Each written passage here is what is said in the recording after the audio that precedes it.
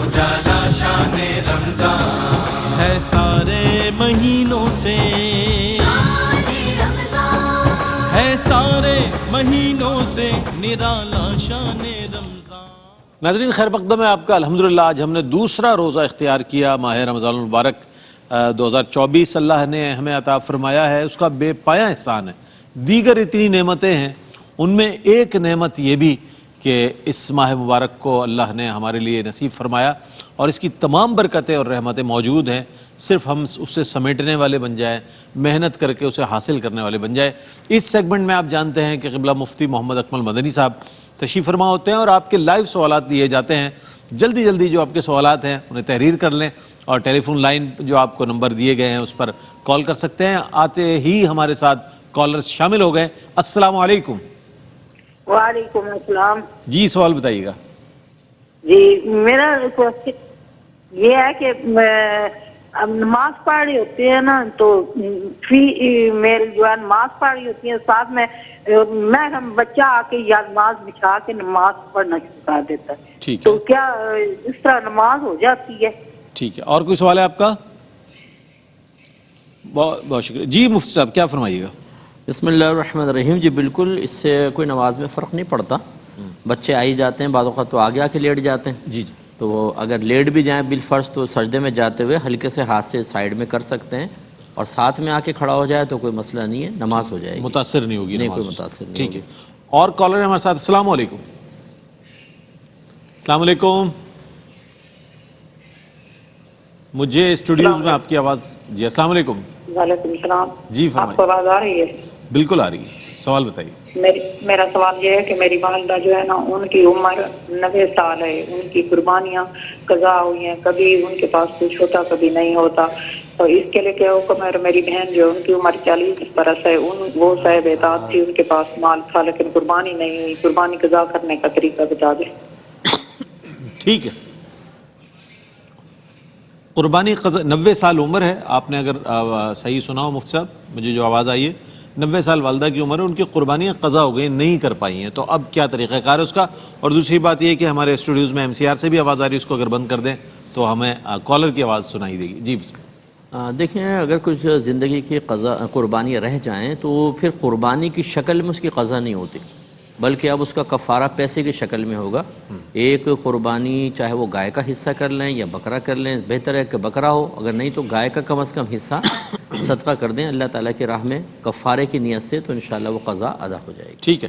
اچھا وہ صاحب سوال ایک یہ بھی تھا کہ ماہ رمضان المبارک کی وجہ سے لوگ آفس سے چھٹی لے لیتے ہیں اور ظاہر ہے وہ ان کی انٹائٹل ہوتی ہے، چھٹی بھی انٹائٹل ہوتی ہے، تو کیا ایسی صورت میں ان کی چھٹی لینا اور روزہ رکھنا، کیا روزہ متاثر ہوگا اس سے، یا وہ دیگر دنوں میں چھٹی لے لیں اور رمضان میں کام کریں؟ کیا اس کے لیے حکم ہے؟ نہیں ویسے تو بہتر یہ ہوتا ہے کہ مشقت والے کام ترک کر دیے جائیں تاکہ روزہ احسن طریقے سے ادا ہو، روزہ بوجھ نہ بن جائے۔ لیکن آفس ورک میں تو میرے خیال میں کوئی ایسی مشقت نہیں ہوتی ہے، بہتر ہے کہ اپنے اس میں کر لے، کوئی ایمرجنسی کے لیے اپنی چھٹیاں بچا کر رکھ لیں۔ لیکن اگر ایزیلی چھٹیاں مل جاتی ہیں اور امید نہیں ہے کہ جیسے سال کا اینڈ ہوتا ہے، بعض اوقات رمضان ایسے آ جاتا ہے کہ اگر نہیں کریں گے چھٹیاں تو ضائع ہو جائیں گی، تو پھر بہتر ہے کر لیں، کوئی اس میں حرج نہیں ہے، اور نہ کریں، روزہ رکھ کے محنت کریں تب بھی بہتر ہے۔ لیکن یہ کوئی ایسا نہیں ہے کہ چھٹی کر لی تو افضلیت ترک ہو جائے گی، جتنا آسانی کے ساتھ روزہ پورا کریں گے اتنا اچھا ہے۔ ٹھیک ہے۔ اچھا ایک سوال اور بھی یہ تھا مفتی صاحب کہ صاحب کے اکاؤنٹ میں پیسے آ رہے تھے، پروفٹ اینڈ لاس اکاؤنٹ تھا ان کا، اس میں وہ پیسہ بھی آتا رہا، پھر اس کے بعد انہیں خیال آیا کہ میرا کرنٹ اکاؤنٹ ہونا چاہیے، تو اب کیا فرماتے ہیں اس پیسے کا وہ کیا استعمال کریں، کس طرح کا جو پروفٹ ان کے پاس آیا ہے، جو کہ اس کے بارے میں پوچھنا چاہتے ہیں؟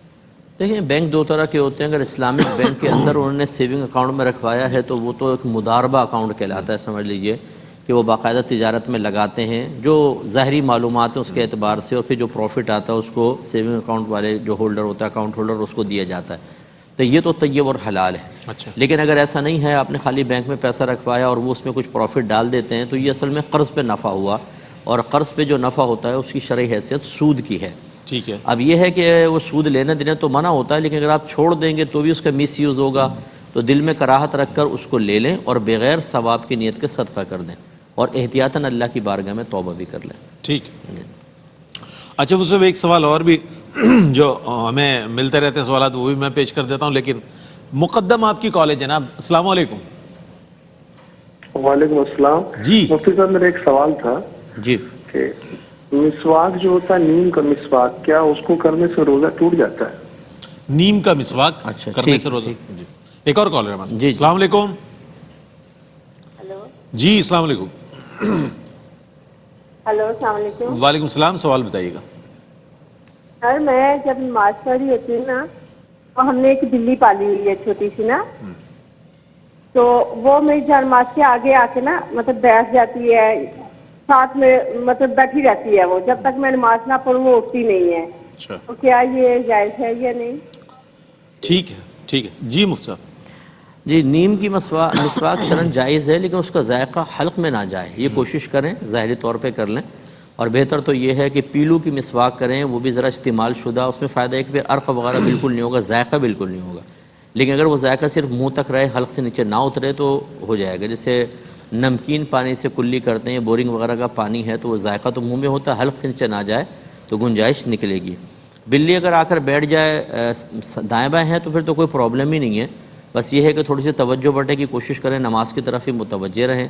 اور اگر وہ مصلی پہ آ کے بیٹھ جاتی ہے تو پھر یہ دیکھا جائے گا کہ اگر خدا نخواستہ وہ ایسی جگہ بیٹھ گئی اور پھر ہٹی کہ اس کے جسم پہ کوئی نجاست تھی اور وہ مصلی پہ لگ گئی اور وہ آپ کے ہاتھ یا چہرے وغیرہ جہاں پہ آپ رکھ رہے ہیں وہاں پر ہو، تو پھر اس سے نماز پہ فرق پڑے گا. ٹھیک ہے. یہ ضرور دیکھ لیا جائے، ورنہ جانور کے بیٹھنے سے کوئی فرق نہیں پڑتا ہے. ٹھیک ہے. کالر ہیں. السلام علیکم. جی السلام علیکم. جی وعلیکم السلام. جی میرا سوال مفتی صاحب سے تھا کہ میں زکوٰۃ کے جو پیسے ہیں وہ میری بہن کے حالات بہت خراب ہیں، تو میں ان کو دے سکتی ہوں؟ ٹھیک ہے. اور کوئی سوال؟ جی مفتی صاحب کیا کہیے گا؟ جی بالکل، بہن کو زکوٰۃ دی جا سکتی ہے اور حالات خراب ہیں تو دے سکتے ہیں، لیکن یہ ضرور دیکھ لیں کہ وہ مالک نصاب نہ ہو. یعنی 7.5 تولہ سونا یا 52.5 تولہ چاندی یا اتنا کیش جس سے 52.5 تولہ چاندی خریدی جا سکتی ہو، یا گھر میں ضروریات زندگی سے زیادہ اتنا سامان ان کی ملکیت میں کہ جو 52.5 تولہ چاندی تک اس کی مالیت پہنچ جائے، جو آج کل 1,24,000 25,000 تک ہوتی ہے. اور اگر کسی ایک نصاب سے پورا نہ ہو رہا ہو، مختلف ہیں، تو پھر ان کو جمع کر کے دیکھا جاتا ہے کہ وہ مالیت تک 52.5 تولہ چاندی کی مالیت تک پہنچ جاتے ہیں کہ نہیں. اگر آپ سمجھتی ہیں کہ ایسا نہیں ہے تو دے سکتے ہیں. بعض اوقات حالات تنگ ہوتے ہیں لیکن کچھ سیونگز ہوتی ہیں، سونا ہوتا ہے بینک میں تھوڑا بہت رکھا ہوتا ہے بچیوں کی شادی کے لیے، فیوچر کے لیے، تو پھر وہ مستحق زکوٰۃ نہیں ہوں گی. اس میں پھر بہتر یہ ہے کہ جو ان کے بالغ بچے ہوں نا، جو مالک نصاب نہ ہوں، ان کو دے دیں. وہ گھر میں استعمال ہو جائیں گے، لیکن یہ بہت ذرا احتیاط کے ساتھ دینا ہوتا ہے. ہم اندھادھند دے دیتے ہیں، اس میں زکوٰۃ ادا نہیں ہوتی. ٹھیک ہے. 2 کالرز ہیں ہمارے ساتھ. السلام علیکم. وعلیکم السلام. کیا حال چال ہے بھائی؟ اللہ کا شکر ہے. سوال بتائیے گا. بھائی گلے میں روزہ ہوتا ہے تو گلے میں جو تھوک ہوتی ہے، بعض اوقات ہوتا ہے گلے میں چلی جائے تو اس سے روزہ ٹوٹ تو نہیں سکتا. اور دوسرا یہ ہے کہ میں قرآن نہیں پڑھی ہوئی، مجھے زبردست دیر کی پہچان نہیں، پر میں پڑھ لیتی ہوں. پھر بھی مجھے مفتی صاحب سے یہ پوچھنا ہے کیا میں قرآن پڑھ سکتی ہوں یا میں اس کے بجائے کیا پڑھنا چاہیے مجھے؟ ٹھیک ٹھیک ہے. ایک اور کالر ہیں. السلام علیکم. وعلیکم السلام. جی جناب. میرا سوال ہے کہ جن کا روزہ نہیں ہوتا ان کا مسجد میں جا کر روزہ افطار کرنا کیسا روزہ دار بن کر؟ اور دوسرا سوال یہ ہے کہ ایک بھائی ہیں جن کی داڑھی مکمل سنت کے مطابق تھی، لیکن اس نے وہ چھوٹی کروا دی، مطلب ایک. ٹھیک ہے جناب. ٹھیک. جی مصعب ایک بڑا دلچسپ سوال آیا اس میں. جی گلے میں بہرحال اگر تھوک وغیرہ ہو، اس کو نگل جائے آدمی تو اس سے روزہ ٹوٹتا نہیں ہے، لیکن جان بوجھ کے منہ میں جمع کر کے نگلنا یہ مکروہ لکھا ہے، لیکن روزہ نہیں ٹوٹتا اس سے. اگر بہن کو قرآن پاک نہیں آتا تو سیکھنے کی کوشش کریں. آج کل تو کیوں ٹی وی پہ بھی آتا ہے، یوٹیوب کے اوپر سینکڑوں ایسے پروگرامس موجود ہیں کہ آپ سیکھ سکتی ہیں. تو اگر بہرحال آپ کو بالکل صحیح تلفظ نہیں ہے تو تھوڑا سا احتیاط کے ساتھ مخصوص صورتیں پڑھ لیں اور باقی کثرت سے درود پاک دیگر ذکر الہی کر لیں. اور مسجد میں ایسے لوگوں کا افطار کرنا جن کا روزہ نہ ہو یہ سخت مکروہ ہے، کیونکہ وہ صرف ان لوگوں کے لیے بھیجا جاتا ہے جو روزے دار ہیں. ہر شخص چاہتا ہے کہ روزہ کوئی کھولے اور مجھے اس کا ثواب ملے. وہ لوگ تو انتظامی امور میں ہوتے ہیں، وہ کہتے ہیں ہٹو ہٹو بھائی بیٹھنے دو، اور یہ مفتے پہنچ جاتے ہیں وہاں پہ سارے کے سارے. تو اگر معلوم ہے تو ان کو بالکل نہ کھلایا جائے. ویسے دینا چاہیں آپ کی مرضی ہے، لیکن روزہ کھولنے کے لیے آ کر بیٹھیں تو ہٹا دیا جائے. ٹھیک ہے. میں بہت شکریہ ادا کروں گا مفتی صاحب آپ کی تشریف آوری سے. یہ سیگمنٹ جو ہے ہمارا بہت زیادہ پسند کیا جاتا ہے کہ مفتی صاحب ہوں گے، ہمارے سوالات کے جوابات دیں گے. اور جناب بالکل الحمدللہ اللہ تعالیٰ مفتی صاحب کا سایہ سلامت رکھے, یہ سلسلہ جاری ساری رہے, آپ کے سوالات آتے رہیں, مفتی صاحب کے جوابات آپ تک پہنچتے رہیں. کل بھی انشاءاللہ آپ کی خدمت میں حاضر ہوں گے ان تمام سیگمنٹس کے ساتھ جو آپ نے آج دیکھے, اور اس سیگمنٹ کے ساتھ جو آپ کا پسندیدہ سیگمنٹ ہے آپ کے مسائل اور ان کا حل, انشاءاللہ اس کے ساتھ حاضر ہوں گے. اپنا بہت خیال رکھیں, اپنے گرد و نواح میں رہنے والے تمام مسلمان بہن بھائیوں کا خیال رکھیں, چونکہ مواخات کا مہینہ ہے, مواسات کا مہینہ ہے, یعنی غم خواری کا مہینہ ہے.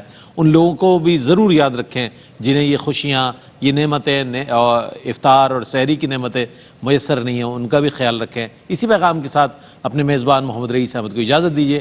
کل انشاءاللہ آپ سے ملاقات ہوگی, تب تک کے لیے اللہ حافظ.